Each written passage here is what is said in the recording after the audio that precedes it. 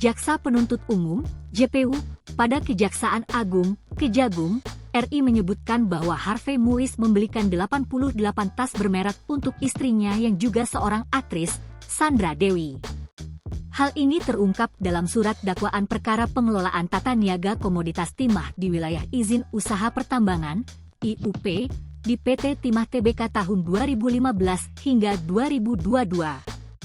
Dalam perkara yang diduga merugikan keuangan negara 300 triliun rupiah ini, Harvey Muiz didakwa telah melakukan tindak pidana pencucian uang, TPPU, dari penerimaan uang 420 miliar rupiah dari hasil tindak pidana korupsi.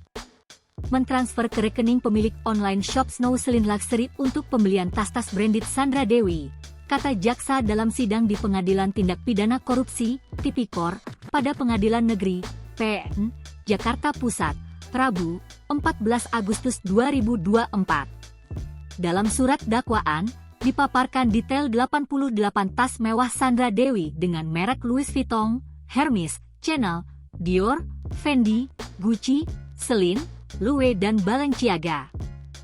Download Tribun X sekarang, menghadirkan lokal menjadi Indonesia.